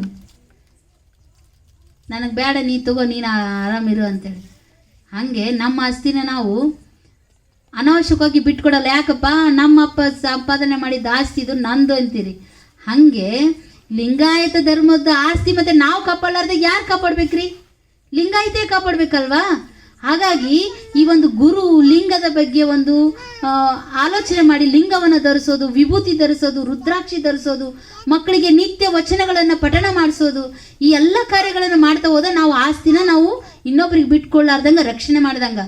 1 ಎಕರೆ ಹೊಲ ಇತ್ತಂದರೆ ಅದಕ್ಕೆ ಹೊಲಕ್ಕೆ ಹೋಗೋದು, ಬೇಲಿ ಹಾಕೋದು, ಅದು ಏನಾದರೂ ಒಂದು ಅದನ್ನು ಸರಿಯಾಗಿ ನೋಡ್ಕೊತೀರ. ಯಾರಿಗೂ ದನ ಕರುಗಳು ಬರಲಾರ್ದಂಗೆ, ಇನ್ನೊಬ್ರು ಯಾರು ಬಂದು ಅಲ್ಲಿ ಏನು ಕೆಲಸ ಮಾಡಲಾರ್ದಂಗೆ ಹೆಂಗೆ ನಾವು ಕಾಳಜಿ ವಹಿಸ್ತೀವಿ, ಹಾಗೆ ನಮ್ಮ ಧರ್ಮವನ್ನು ರಕ್ಷಣೆ ಮಾಡೋ ಕೆಲಸ ನಮ್ಮ ಮೇಲಿದೆ. ಯಾಕೆಂದರೆ 900 ವರ್ಷದಿಂದ ಇದನ್ನು ಪಾಲನೆ ಮಾಡ್ಕೊತ ಬಂದಿದ್ದಾರೆ. ಇನ್ನು ನಾವು ಪಾಲನೆ ಮಾಡ್ಕೊತ ಹೋದರೆ ಮುಂದಿನ ಮಕ್ಕಳಿಗೆ ಇದ್ರ ಬಗ್ಗೆ ಗೊತ್ತಾಗುತ್ತೆ ಅನ್ನೋ ಒಂದು ವಿಚಾರದಲ್ಲಿ ಇವತ್ತು ನಾನು ಈ ಒಂದು ವಿಚಾರಗಳನ್ನು ನಿಮ್ಮ ಮುಂದೆ ಹೇಳಲಿಕ್ಕೆ ಇಷ್ಟಪಡ್ತೀನಿ. ಲಿಂಗಾಯತ ಧರ್ಮದ ಈ ಒಂದು ಸಂಸ್ಕಾರಗಳನ್ನು ಕಲಿಬೇಕು. ಇವತ್ತು ಒಂದು ದಿನದಲ್ಲಿ ಒಂದು ಪ್ರವಚನದಲ್ಲಿ ನಾನು ಲಿಂಗಾಯತ ಧರ್ಮ ಎಲ್ಲನೂ ಹೇಳೋಕ್ಕಾಗಲ್ಲ. ಯಾಕಂದರೆ ಅದು ನಿತ್ಯ ಆಗಬೇಕು. ಈಗ ಶಾಲೆ ಮಕ್ಕಳು 1 ದಿನದಾಗ ಎಲ್ಲ ಪಾಠ ಕಲಿತು ಎಕ್ಸಾಮ್ ಬರೆಯಲ್ಲ. ಹೆಂಗೆ ವರ್ಷ ತಿಂಗಳ ಟೆಸ್ಟ್ ಬರಿತಾ ವಾರ್ಷಿಕ ಪರೀಕ್ಷೆ ಹೆಂಗೆ ಬರೀತಾರೆ, ಹಾಗೆ ಇವು ಸಹ ತಿಂಗಳ ಆಗಬೇಕು. ನಮ್ಮ ಪರಪ್ಪ ಅಪ್ಪರು 24 ಗಂಟೆ ಈ ಒಂದು ಕಾರ್ಯಕ್ರಮಕ್ಕೆ ಅವರು ಸಮಯ ಕೊಡ್ತಾರೆ. ಯಾಕಂದ್ರೆ ಇದು ಬಿಟ್ಟರೆ ನಮಗೇನಿಲ್ಲ ಅಂತಾರೆ ಅವರು. ದುಡಿಯೋದು, ಇಂಥ ಸತ್ಸಂಗ ಮಾಡೋದು. ಯಾಕಂದರೆ ಮುಖ್ಯವಾಗಿ ಲಿಂಗಾಯತ ಧರ್ಮದಲ್ಲಿ ಇರೋದು ಕಾಯಕ ಮಾಡಬೇಕು, ದಾಸೋಹ ಮಾಡಬೇಕು, ಇಂಥ ಸತ್ಸಂಗದಲ್ಲಿ ಭಾಗವಹಿಸಬೇಕು. ಕಾಯಕ ಮಾಡದೆ ಯಾರು ಊಟ ಮಾಡ್ರಿ ಅಂತ ಹೇಳಿಲ್ಲ ಬಸವಾದಿ ಶಿವಶರಣರು. ಮೊದಲು ಮಹತ್ವ ಕೊಟ್ಟಿದ್ದೇ ಕಾಯಕಕ್ಕೆ. ಯಾಕಂದರೆ ನೋಡ್ರಿ ಏನು ಹೇಳ್ತಾರೆ ಇನ್ನೂ ಶರಣರು ಅಂದರೆ, ಇವತ್ತು ನೀನು ಕಾಯಕ ಮಾಡಿಲ್ಲ ಅಂದರೆ ಇವತ್ತಿನ ಊಟಕ್ಕೆ ನಿನಗೆ ಯೋಗ್ಯತೆ ಇಲ್ಲ ಅಂತಾರೆ. ಇವತ್ತು ನೀನು ಊಟ ಮಾಡೋ ಆಗಿಲ್ಲ, ಕಾಯಕ ಮಾಡಿದ ಮೇಲೆನೇ ನಿನಗೆ ಪ್ರಸಾದ ಮಾಡೋಕ್ಕೆ ನಿನಗೆ ಅರ್ಹತೆ ಬರೋದು ಅಂತೇಳಿ ಬಸವಾದಿ ಶಿವಶರಣರು ಹೇಳಿಕೊಡ್ತಾರೆ. ಹಾಗಾಗಿ ಕಾಯಕದ ಜೊತೆಗೆ ಇಂಥ ಸತ್ಸಂಗದಲ್ಲಿನೂ ನಾವು ಭಾಗವಹಿಸಬೇಕು, ಇವುಗಳನ್ನು ಆಚರಣೆ ಮಾಡಬೇಕು. ಒಂದು ವಚನ ಹೇಳ್ತೀನಿ ನಾನು.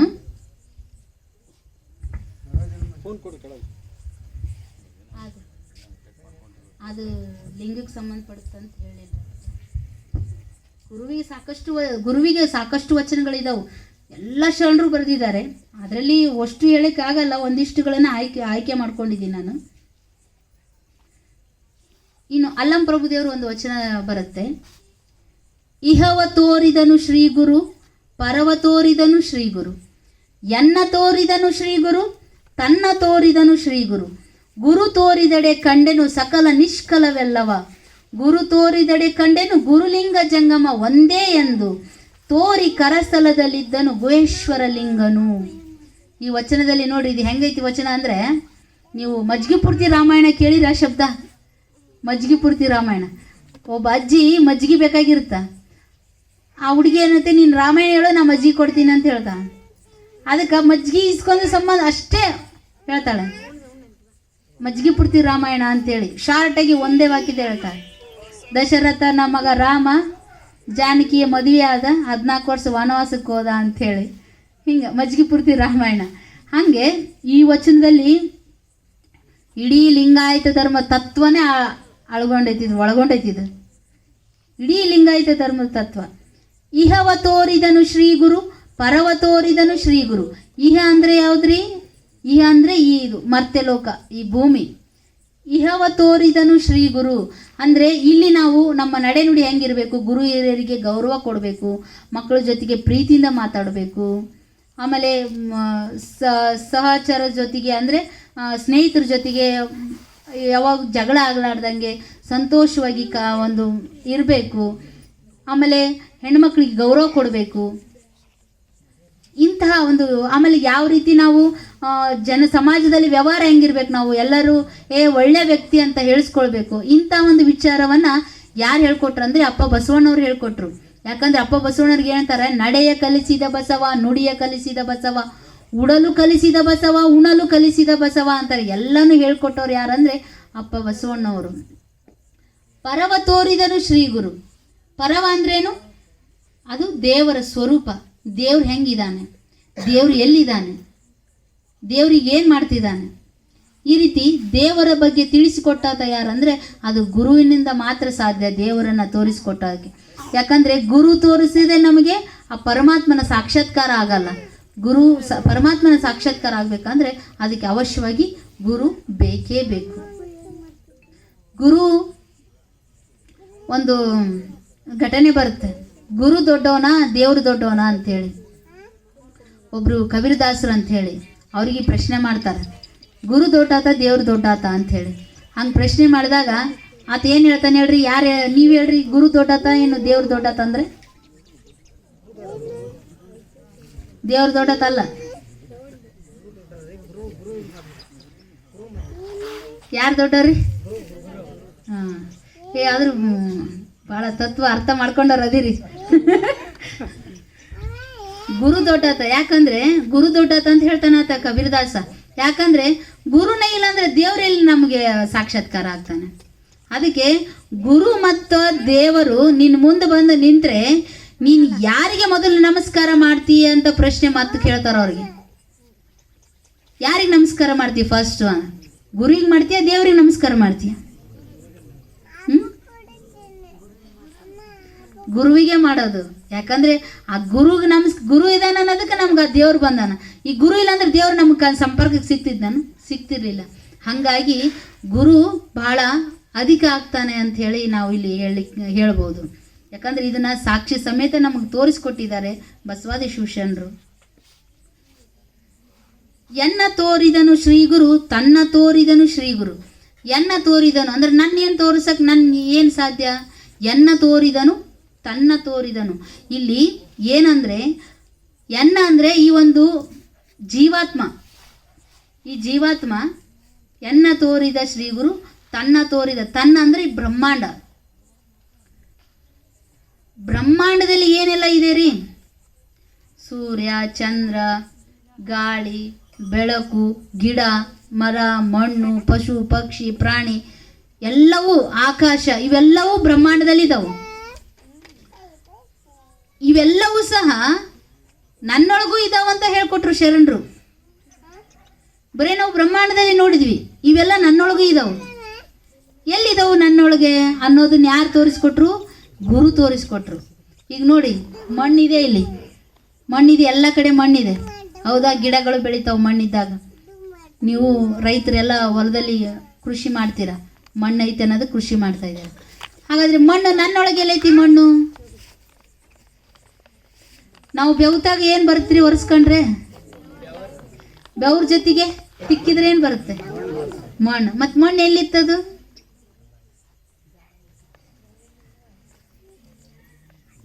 ಮಣ್ಣು ಬರುತ್ತೆ. ಇನ್ನು ಉಗುರು ಬಿಡ್ತೀವಿ ನಾವು, ಉಗುರು ಕಟ್ ಮಾಡಿದಂಗೆಲ್ಲ ಏನಾಗುತ್ತೆ? ಕಟ್ ಮಾಡಿದಂಗೆಲ್ಲ ಉಗುರು ಬೆಳಿತೈತಿ. ಮತ್ತು ಅದು ಉಗುರು ಹೆಂಗೆ ಬೆಳಿತೈತಿ? ಮಣ್ಣಿಲ್ಲ ಅಂದ್ರೆ ಬೆಳಿತೈತೆ ಅದು ಉಗುರು. ಕೂದಲು ಕಟ್ ಮಾಡಿದಂಗೆಲ್ಲ ಕೂದಲು ಬೆಳಿತೈತಿ. ಅದು ನಮ್ಮಲ್ಲಿರುವಂಥ ಮಣ್ಣು ಏನಂದ್ರೆ ಇದು. ಉಗುರು ಕಟ್ ಮಾಡಿದ್ರು ಉಗುರು ಬೆಳಿತೈತಿ, ಕೂದಲ ಕಟ್ ಮಾಡಿದ್ರು ಕೂದಲ ಬೆಳಿತೈತಿ. ಬೆವರು ಬಂದಾಗ ನಾವು ತಿಕ್ಕಿದಾಗ ಬರೋದು ಮಣ್ಣು. ಇದು ಮಣ್ಣಿಂದ ಕಾಯ ಮಣ್ಣಿಂದ ಅಂತ ಹಾಡು ಕೇಳಿರ್ಬೇಕು ನೀವು. ಈ ಮಣ್ಣಿನಿಂದನೇ ಈ ದೇಹ ಆಗೈತಿ. ಈ ಹೊರಗಡೆನೂ ಮಣ್ಣು ಐತಿ, ದೇಹದೊಳಗೂ ಮಣ್ಣು ಐತಿ ಅನ್ನೋದು ಒಂದು ಗೊತ್ತಾಯ್ತು. ಇನ್ನು ನೀರು, ಹೊರಗೆಲ್ಲ ನದಿ, ಸಮುದ್ರ ಎಲ್ಲ ನೋಡಿದ್ದೀರ. ನೀರು ಬೋರ್ವೆಲ್ಲಾಗೂ ನೀರು ಬರ್ತವೆ, ಎಲ್ಲ ನೋಡಿದ್ದೀರಿ. ಆದರೆ ನನ್ನಲ್ಲಿ ನೀರು ಎಲ್ಲೈತಿ? 75% ಮನುಷ್ಯನಿಗೆ ನೀರಿರುತ್ತೆ. ನೀರಿಲ್ಲ ಅಂದರೆ ಎಲ್ಲ ಮಷಿನ್ ಜಾಮ್ ಆಗಿಬಿಡ್ತಾವೆ, ವರ್ಕೇ ಆಗಲ್ಲ. ಹಂಗೆ ನನ್ನಲ್ಲಿ ನೀರಿದೆಯಲ್ಲ, ನನ್ನಲ್ಲೂ ನೀರಿದೆ. ಇನ್ನು ಬೆಂಕಿ, ಹೊರಗಡೆ ಎಲ್ಲ ಬೆಂಕಿ ಐತಿ. ನಮ್ಮೊಳಗೆ ಬೆಂಕಿ ಇದ್ರೆ ಸುಟ್ಟೋಗ್ಬಿಡ್ತೀವಿ ನಾವು. ಆಯ್ತಾ? ಬೆಂಕಿ ಇದ್ರೆ ಮತ್ತೆ ಸುಡಲ್ಲ ನಾವು. ಬೆಂಕಿ ಇದೆ. ಹೆಂಗೆ ಬೆಂಕಿ ಇದೆ ಅಂದರೆ ನಮಗೇನಾಗುತ್ತೆ, ಉಷ್ಣ ಆಗುತ್ತಿಲ್ರಿ, ಹೀಟ್ ಆಗುತ್ತೆ ಅಂತೀವಿಲ್ಲ, ಮತ್ತು ಅದು ಉಷ್ಣ, ಅದು ಎಲ್ಲಿಂದ? ಬೆಂಕಿಯಿಂದನೇ ಉಷ್ಣ. ಆಮೇಲೆ ನಾವು ಊಟ ಮಾಡಿದ್ದೆಲ್ಲ ಭಸ್ಮಾಗಿ ಹೋಗ್ಬಿಡುತ್ತೆ. ಅದು ಮುಂಜಾನೆ ಉಂಡದ್ದು ಮಧ್ಯಾಹ್ನ ಅನ್ನೋದ್ರಾಗ ಕರಿಗೆ ಮತ್ತೆ ಹೊಟ್ಟಿ ಗರ್ರ ಅಂತ ಹಸುವಾಗುತ್ತೆ.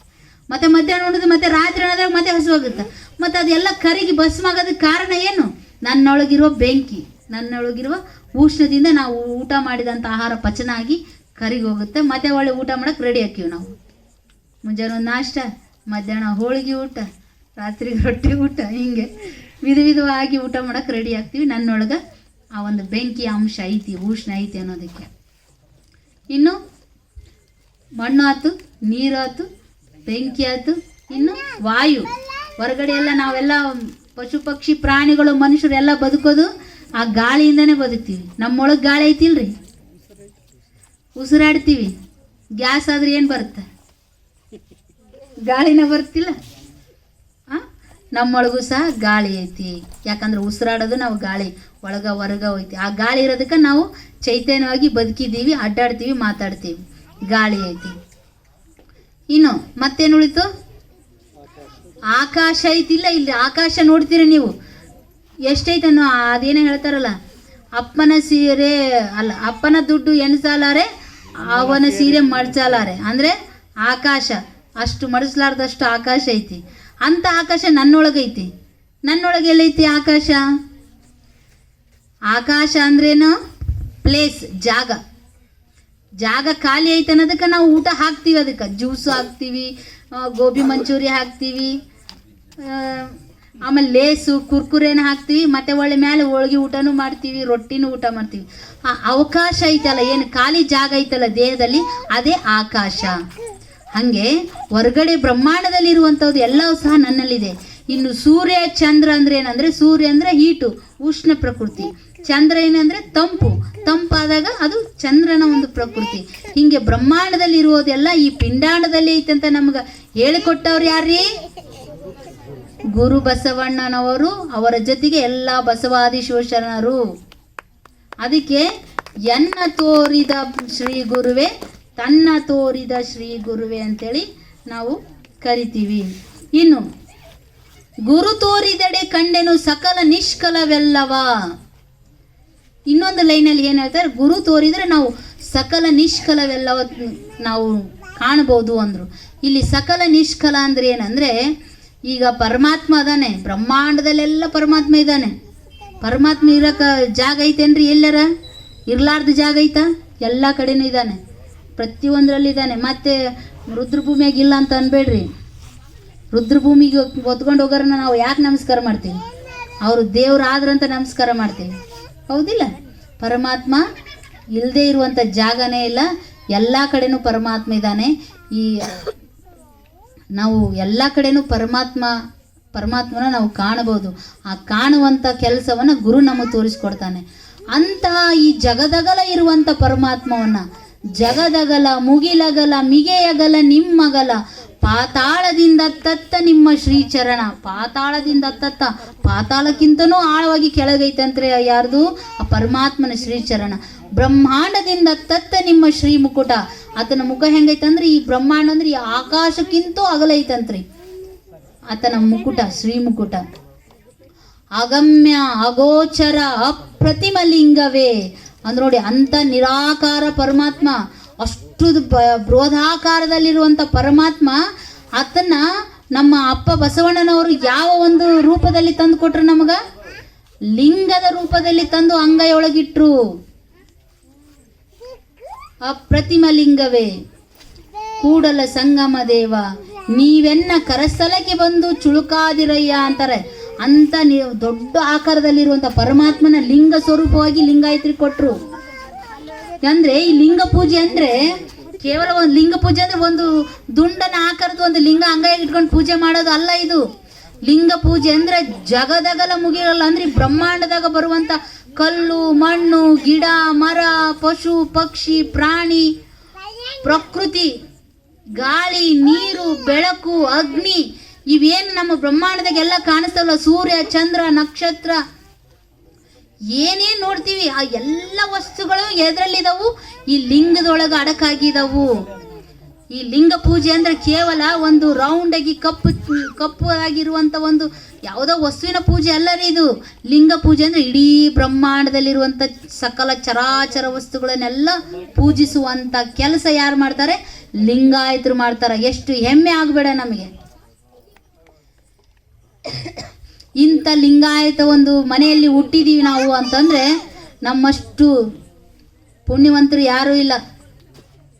ಅಂಥ ಲಿಂಗವನ್ನ ನಮಗೆ ಗುರುವಿನ ಮೂಲಕ ನಮ್ಮ ಕರಸ್ಥಲಕ್ಕೆ ತಂದು ಕೊಡ್ತಾರೆ. ಅಂಥ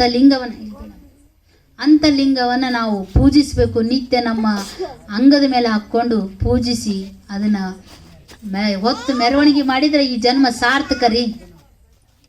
ಪೂಜೆ ನಿಮ್ಗೆ ಅನುಕೂಲ ಆದಾಗ ಮಾಡ್ಕೋರಿ ಬೇಕಾದ್ರೆ. ಆದರೆ ಅದನ್ನು ಹೊತ್ತು ಮೆರವಣಿಗೆ ಮಾಡೋದೈತಲ್ಲ, ವರ್ಷಕ್ಕೊಂದ್ಸಲ ಹೊತ್ತು ಉತ್ಸವದಾಗ ಮೆರವಣಿಗೆ ಮಾಡಿಬಿಟ್ರೆ ಪುಣ್ಯ ಬರ್ತಾನಂಗಿದ್ರೆ ದಿನವಿಡೀ ಇವತ್ತು ನಾವು ಮೆರವಣಿಗೆ ಮಾಡಿದರೆ ಎಷ್ಟು ನಮಗೆ ಪುಣ್ಯ ಪ್ರಾಪ್ತಿ ಆಗುತ್ತೆ, ಎಷ್ಟು ನಮ್ಮ ಜೀವನ ಉದ್ಧಾರ ಆಗುತ್ತೆ.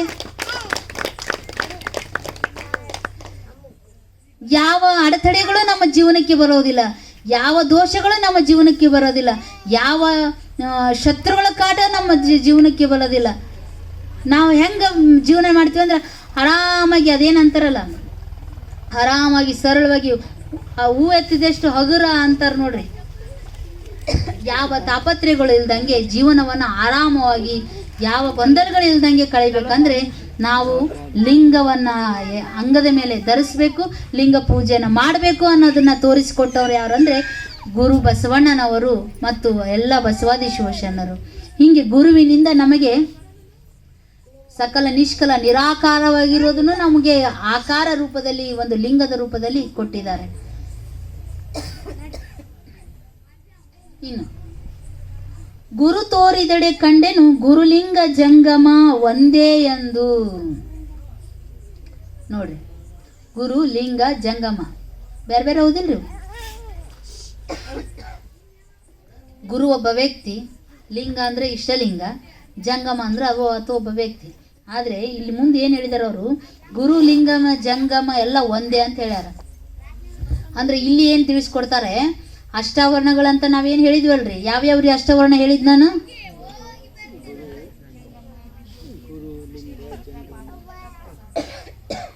ವೆರಿ ಗುಡ್, ಚಪ್ಪಾಳೆ ಹೊಡಿರಿ ಆ ಹುಡುಗಿಗೆ. ಈ ಗುರು ಲಿಂಗ ಜಂಗಮ ವಿಭೂತಿ ರುದ್ರಾಕ್ಷಿ ಮಂತ್ರ ಪಾದೋದಕ ಪ್ರಸಾದ ಇವೆಲ್ಲ ಹೊರಗೆ ಕಣ್ಣಿಗೆ ಕಾಣಿಸ್ತಾವ್ರಿ ನಮಗೆ, ಹೌದಿಲ್ರಿ? ಈ ಕಣ್ಣಿಗೆ ಕಾಣಿಸುವಂಥವಾದ್ವಿ ಇವು. ಇದರಲ್ಲೇ ಇನ್ನೊಂದು ವಿಧ ಐತಿ.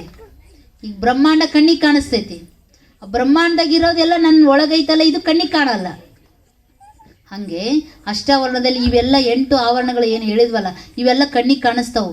ಆ ರೀತಿ ಕಣ್ಣಿಗೆ ಕಾಣಲಾರ್ದು ಇವು ಸಹ ನಮ್ಮ ದೇಹದಲ್ಲಿದ್ದಾವೆ. ಅದಕ್ಕೋಸ್ಕರ ನಮ್ಮ ಲಿಂಗಾಯತ ಧರ್ಮದಲ್ಲಿ ಈ ದೇಹಕ್ಕೆ ಎಷ್ಟು ಗೌರವ ಕೊಟ್ರಂದ್ರೆ, ಪರಮಾತ್ಮನ ಹೋಲಿಸ್ಕೋಬೇಕಾದ್ರೆ ಈ ದೇಹದಿಂದನೇ ಸಾಧ್ಯ. ದೇಹ ಇಲ್ಲದೆ ನಾವು ಪರಮಾತ್ಮನ ಸಾಕ್ಷಾತ್ಕಾರ ಮಾಡೋಕ್ಕಾಗಲ್ಲ ಅಂದರು. ಯಾಕಂದ್ರೆ ಈ ದೇಹ ಮಹಾದೇವನ ಇರುವು, ಆ ಪರಮಾತ್ಮ ನಮ್ಮ ಅಂತರಂಗದಲ್ಲಿದ್ದಾನೆ, ನಮ್ಮ ಆತ್ಮ ರೂಪದಲ್ಲಿದ್ದಾನೆ. ಅದಕ್ಕೋಸ್ಕರ ಈ ದೇಹಕ್ಕೆ ಆತ್ಮದಿಂದನೇ ಬೆಲೆ ಇರೋದು. ಈ ನೋಡ್ರಿ, ಆತ್ಮ ಹೊರಗೆ ಹೋತಂದ್ರೆ ಈ ದೇಹಕ್ಕೆ ಬೆಲೆ ಐತೇನ್ರಿ? ಹೆಣ ಅಂತಾರ್ರಿ. ಅಲ್ಲಿವರೆಗೂ ನಮ್ಮ ಹಿರಿಯಜ್ಜ ಹಿರಿಯಪ್ಪ ಅಂತಿದ್ರು. ಆ ಆತ್ಮ ಹೋತಂದ್ರೆ ಹೆಣನ ಅನ್ನೋದ್ರಿ. ಅದಕ್ಕೆ ಭಾಷೆ ಬಳಸೋದು ಹೆಣ ಅಂತಾನೆ, ಶವ ಅಂತಾನೆ ಅಂತಾರೆ. ಅದಕ್ಕೆ ನಮ್ಮ ಈ ಒಂದು ದೇಹಕ್ಕೆ ಬೆಲೆ ಅಂದರೆ ಆ ಪರಮಾತ್ಮ ಆತ್ಮ ರೂಪದಲ್ಲಿ ನನ್ನೊಳಗಿರೋದಕ್ಕೋಸ್ಕರ ನಮ್ಮ ಈ ದೇಹಕ್ಕೆ ಬೆಲೆ ಐತ್ರಿ. ನಾನು ಶ್ರೀಮಂತ ಅಂತ ಬೆಲೆ ಇಲ್ಲ, ನಾನು ಎಷ್ಟೋ ಆಸ್ತಿ ಗಳಿಸಿನಂತ ನಾವು ಬೆಲೆ ಇಲ್ಲ. ಎಂಥ ಶ್ರೀಮಂತಿದ್ರು ಒಂದು ಹಿಂಗೆ ಹೇಳ್ಕೊಂತ ಹೋದ್ರೆ ಇದು ಭಾಳ ಬೆಳ್ಕೊಂತ ಹೋಗುತ್ರಿ. ಇದು ಬೆಳತನ ಕುಂತ್ರು ಮುಗಿಯೋದಿಲ್ಲ. ಯಾಕಂದರೆ ಸಾಹಿತ್ಯ ಅನ್ನೋದು, ಇದು ವಚನ ಸಾಹಿತ್ಯ ಸಾಗರದಷ್ಟೈತ್ರಿ, ಸಾಗರದಷ್ಟೈತಿ. ಒಂದಿಂದಾಗ ನಿಮ್ಮ ತಲೆಗೆ ತುಂಬ್ಬೇಕಂದ್ರೆ ಹೆಂಗಾಗುತ್ತೆ ಇದು? ಅದಕ್ಕೆ ಇವು ಸತ್ಸಂಗಗಳು ತಿಂಗಳ ನಡೆದಾಗ ಒಂದೊಂದೇ ವಿಚಾರಗಳು ಬರ್ತಾವೆ. ಹಾಗಾಗಿ ಗುರು ಲಿಂಗ ಜಂಗಮ ಅನ್ನೋದು ಯಾವ ರೀತಿಯಲ್ಲಿ ಐತಿ? ಈಗ ಗುರು ಅಂದರೆ ನಾವು ಹೇಳಿದ್ವಿ, ಇಷ್ಟೊತ್ತರೆಗೂ ಜ್ಞಾನವನ್ನು ಕೊಡುವಂಥ ವ್ಯಕ್ತಿ ಗುರು ಅಂತೇಳಿ. ಆ ಗುರು ನನ್ನೊಳಗೆ ಹೆಂಗೈತಂದ್ರೆ, ಈಗ ನಾ ಹೇಳಿದ್ದನ್ನು ನೀವು ಅರ್ಥ ಮಾಡ್ಕೊತೀರಿ, ನೀವು ಅರ್ಥ ಮಾಡ್ಕೊತೀರಲ್ಲ, ಆ ಅರಿವೇ ಗುರು ಅಂತೇಳಿ ನಾವಿಲ್ಲಿ ಕರಿತೀವಿ. ನನ್ನ ಒಳಗಿರುವ ಗುರು ಏನಂದ್ರೆ ನನ್ನ ಅರಿವು, ನನಗೇನು ಹೇಳಿದ್ದು ನನಗೆ ಅರ್ಥ ಆಗುತ್ತಲ್ಲ, ಆ ಅರಿವೇನೇ ನಾವು ಗುರು ಅಂತ ಭಾವಿಸ್ತೀವಿ. ಇದು ಅಂತರಂಗದಲ್ಲಿರುವಂಥ ಒಂದು ಗುರು. ಇನ್ನು ಲಿಂಗ ಅಂದರೆ ಇಷ್ಟಲಿಂಗ ಅಂತ ಗೊತ್ತು ನಮಗೆ, ಆದರೆ ನನ್ನೊಳಗಿರೋ ಲಿಂಗ ಯಾವುದು? ನಾ ಹೇಳಿದ್ನಲ್ಲಿ ಈಗ ನನ್ನೊಳಗಿರುವ ಆತ್ಮ ಚೈತನ್ಯ, ಆತ್ಮ ಅನ್ನೋದೇನಿದೆಯಲ್ಲ ಅದು ಗುರು. ಅದು ನಮಗೆ ಗುರುವಿನ ಅರಿವನ್ನು ಕೊಡುತ್ತೆ.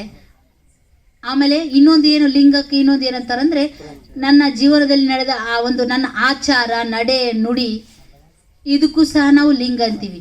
ಲಿಂಗದ ನುಡಿಗಳು, ಲಿಂಗದ ಆಚಾರ ಅಂತಲೂ ಇಲ್ಲಿ ಶಬ್ದಗಳನ್ನು ಬಳಸ್ತಾರೆ. ನಾನು ಒಳ್ಳೆಯ ದಾರಿಯಲ್ಲಿ ನಡೀತಿದ್ರೆ ಅದು ಸಹ ಆ ಒಂದು ಗುರುವಿಗೆ ತೋರಿಸುವಂಥ ಒಂದು ಭಕ್ತಿ ಅನಿಸುತ್ತೆ. ಅದು ಲಿಂಗದ ಒಂದು ಲಿಂಗ ಅನ್ಕೋಬೇಕಾದ್ರೆ ನಾನು ಒಳ್ಳೆಯ ದಾರಿಯಲ್ಲಿ ನಾನು ಆಚಾರವಂತನಾಗಿ ಲಿಂಗಾಯತ ಧರ್ಮದ ಆಚಾರಗಳೆಲ್ಲ ನಾನು ಮಾಡ್ತಾ ಇದ್ದೀನಿ, ಹಿರಿಯರ ಜೊತೆಗೆ ಚೆನ್ನಾಗಿ ವ್ಯವಹಾರ ಮಾಡ್ತಾ ಇದ್ದೀನಿ, ನಡೆನುಡಿ ನಾನು ಚೆನ್ನಾಗಿ ಶುದ್ಧ ಐತಿ ಅಂದರೆ ಅದು ಲಿಂಗದ ಗುಣಗಳು. ಲಿಂಗ ನನ್ನ ಆಚಾರ ನಡೆ ನುಡಿ ಎಲ್ಲ ಅದು ಲಿಂಗ ಆಗುತ್ತೆ. ನನ್ನೊಳಗಿರೋ ಆತ್ಮ ಚೈತನ್ಯ ಅದು ಲಿಂಗ ಆಗುತ್ತೆ. ಇನ್ನು ಜಂಗಮ ಅಂತ ನಮ್ಗೆ ಗೊತ್ತು. ನಮ್ಗೆ ಯಾರು ಜ್ಞಾನವನ್ನು ಕೊಡ್ತಾರೆ ಅವ್ರಿಗೆ ನಾವು ಜಂಗಮರು ಅಂತ ಕರಿತೀವಿ ಅಂತ ನೀವು ತಿಳ್ಕೊಂಡಿದ್ದೀರ. ಇನ್ನು ಜಂಗಮ ಏನಂದರೆ, ಈ ನನ್ನೊಳಗಿರುವ ಅರಿವಿನಿಂದ ನಾನು ತಿಳಿದಂಥ ಜ್ಞಾನವನ್ನು ನಾನು ಯಾವ ರೀತಿ ಅದನ್ನು ನಾನು ಬಳಕೆ ಮಾಡ್ಕೊತೀನಿ. ನನಗೆ ಅನುಭವಕ್ಕೆ ಏನು ಬರುತ್ತಾ? ನಾನೀಗ ಬೆಂಕಿ ಐತಿ ಮುಟ್ಟಿದ್ರೆ ಏನಾಗುತ್ತಾ? ನನಗೆ ಅನುಭವ ಆಗುತ್ತೆ, ಏನು ಸುಡ್ತ ಕೈಯೇನೋ ಅನುಭವ ಆಗುತ್ತಾ? ಹಾಗೆ ಈ ಅರಿವಿನಿಂದ, ಈ ಒಂದು ಲಿಂಗದ ನಡೆನುಡಿಯಿಂದ ನಾನು ಏನು ಅನುಭವಿಸ್ತೀನಲ್ಲ ಆನಂದ ಆಗುತ್ತೆ.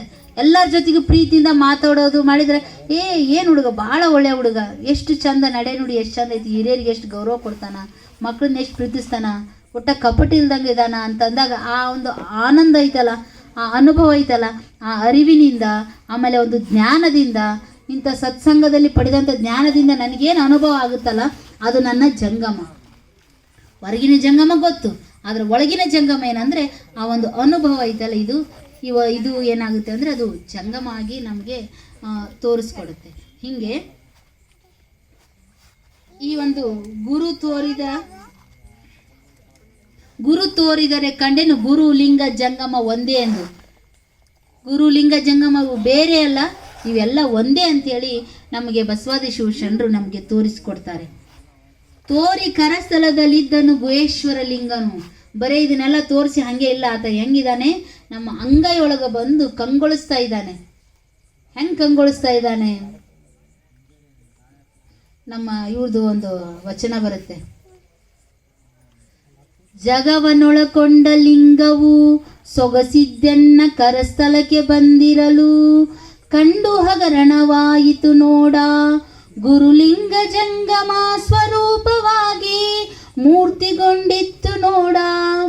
ಆಹಾ ಎನ್ನ ಪುಣ್ಯವೇ, ಆಹಾ ಎನ್ನ ಭಾಗ್ಯವೇ, ಆಹಾ ಅಖಂಡೇಶ್ವರ ನೀವೆನ್ನ ಕರಸ್ಥಲಕ್ಕೆ ಬಂದು ಎನ್ನ ಮನಕ್ಕೆ ಮಂಗಳವಾಯಿತು ನೋಡ ಅಂತಾರೆ ನೋಡಿ.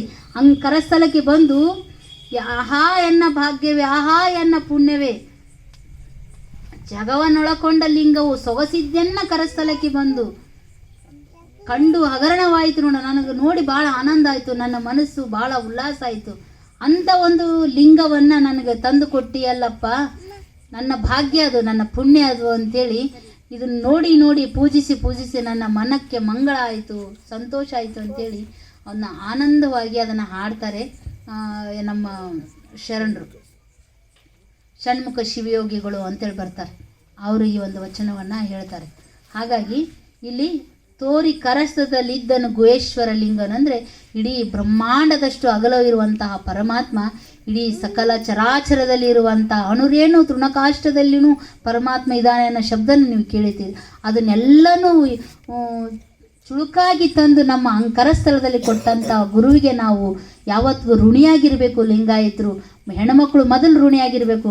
ಈ ಒಂದು ನೋಡಿ, ಮುಸ್ಲಿಮ್ಸಲ್ಲಿ ನಮಾಜು ಗಂಡ್ಮಕ್ಳು ಮಾಡ್ತಾರೆ, ಹೆಣ್ಮಕ್ಳು ಮಾಡಲ್ಲ. ಬೇರೆ ಎಲ್ಲ ಧರ್ಮದಲ್ಲಿ ಸಹ ಹೆಣ್ಮಕ್ಳಿಗೆ ಅಷ್ಟೊಂದು ಕೊಡಲ್ಲ. ಆದರೆ ನಮ್ಮ ಈ ಸರಿಸಮನಾಗಿ ಲಿಂಗ ಪೂಜೆ ಮಾಡೋಕ್ಕೆ ಹೆಣ್ಮಕ್ಳಿಗೆ ಅವಕಾಶ ಐತೆ, ಅದು ಲಿಂಗಾಯತ ಧರ್ಮದಲ್ಲಿ ಮಾತ್ರ. ಯಾಕಂದರೆ ಇಲ್ಲಿ ಬರೀ ಗಂಡ್ಮಕ್ಳಿಗೆ ಅಷ್ಟೇ ಲಿಂಗ ಕೊಡಲಿಲ್ಲ ಅಪ್ಪ ಬಸವಣ್ಣ. ಹೆಣ್ಮಕ್ಳಿಗೂ ಸಹ ಒಂದು ಲಿಂಗವನ್ನು ಕೊಟ್ಟರು. ಹಾಗಾಗಿ ಇನ್ನೂ ಇದನ್ನು ಸಾಕಷ್ಟು ಲಿಂಗಾಯತ ಧರ್ಮದ ಬಗ್ಗೆ ನಾವೆಲ್ಲರೂ ತಿಳಿಯೋಣ.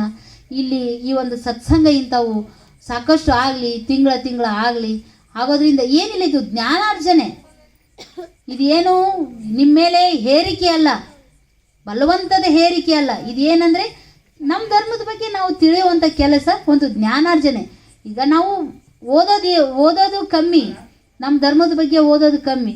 ಇಂಥ ಒಂದು ಶರಣರನ್ನ, ಸಾಕಷ್ಟು ತಿಳಿದಂಥ ಶರಣರನ್ನ ಕರೆಸಿ ಇವನು ಹೇಳೋದ್ರಿಂದ ನಮಗೆ ಜ್ಞಾನ ಬರುತ್ತೆ ಅಂತ ಹೇಳ್ತಾ ಇಷ್ಟೊತ್ತು ಮಾತನಾಡೋಕ್ಕೆ ಅವಕಾಶ ಮಾಡಿಕೊಟ್ಟಂಥ ಹಟ್ಟಿ ಗ್ರಾಮದ ಎಲ್ಲ ಹಿರಿಯ ಶರಣ ತಂದೆ ತಾಯಿಗಳಿಗೂ ಹಾಗೂ ಮುದ್ದು ಮಕ್ಕಳಿಗೂ ನಾನು ಶರಣಾರ್ಥಿಗಳನ್ನು ಹೇಳ್ತಾ, ಈ ಒಂದು ಕಾರ್ಯಕ್ರಮಕ್ಕೆ ಅವಕಾಶ ಮಾಡಿಕೊಟ್ಟಂಥ ಫಕೀರಜ್ಜ ಅವ್ರಿಗೂ ಸಹ ನಾನು ಶರಣಾರ್ಥಿನಿ ಹೇಳುತ್ತಾ, ಹಾಗೆ ಇಲ್ಲಿ ಈ ಒಂದು ಸತ್ಸಂಗ ನಡೆಯೋದಕ್ಕೆ ಮುಖ್ಯ ಕಾರಣರಾದ ಶುಭಾಸೆ ಅಪ್ಪರು, ಪರಪ್ಪ ಅಪ್ಪರು ಮತ್ತು ಶಂಕರೇ ಅಪ್ಪರಿಗೂ ಸಹ, ಅವ್ರಿಗೂ ಸಹ ನಾನು ತುಂಬು ಹೃದಯದ ಶರಣಾರ್ಥಿ ಹೇಳುತ್ತಾ, ಇಷ್ಟೊತ್ತಿನವರೆಗೂ ಭಾಳ ಟೈಮ್ ತೊಗೊಂಡು ಅನಿಸುತ್ತೆ. ಇಷ್ಟೊತ್ತಿನವರೆಗೂ ನನ್ನ ಮಾತುಗಳನ್ನು ಕೇಳಿ ಶಾಂತ ಚಿತ್ತರಾಗಿ ಕೇಳಿ ಅದನ್ನು ಆನಂದಿಸಿದಿರಲ್ಲ, ಅದಕ್ಕೂ ಸಹ ನಿಮಗೆಲ್ಲರಿಗೂ ಸಹ ಭಕ್ತಿಪೂರ್ವಕ ಶರಣಾರ್ಥಿಗಳು.